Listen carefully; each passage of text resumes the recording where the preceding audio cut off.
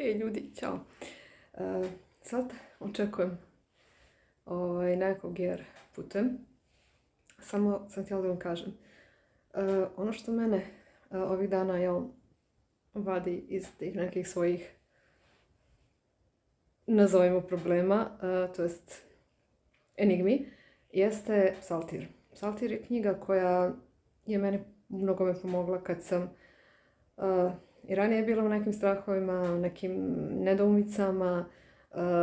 Nju treba koristiti ne samo kad ste u problemu, nego i da se zahvalite Gospodu. To je, da kažem, neka naša veza sa Gospodom kroz molitvu, jer tu postoje slave u katizmama i one zapravo slave Gospoda, kako i samo ime kaže, slave, a na slavama se kaže određena molitva i pominje se ime osobe za koju se moli.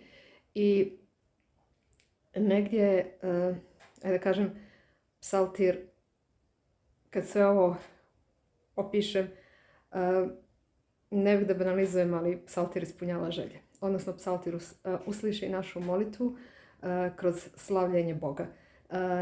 Ajde da vam dam primjer, pošto postoji svaka slava se obilježava u samom Psaltiru slava i 2 tačke, a posljednja se obilježava slava 2 tačke i sada i aleluja, mislim da je tako. Ali šta se zapravo, kako se izgovara molitva na tim slavama i kako zapravo puno pravilo zvuči.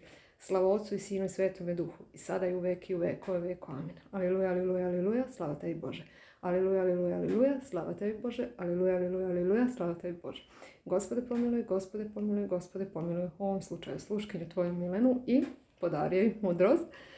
Slava Otcu i Sinu i Svetome Duhu, i sada i uvek i u vekove veku, amin. Znači, to je puno pravila.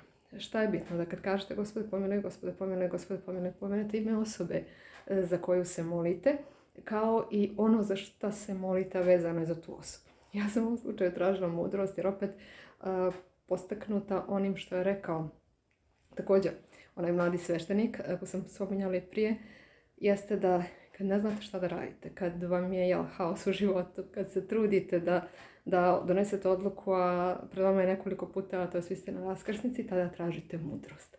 Zato sam ja tražila mudrost. Sve najbolje ljudi, moram da idem, mislim da će me svaki trenutak zvati vozač. Nadam se da i ovaj put, moj put ka promjeni.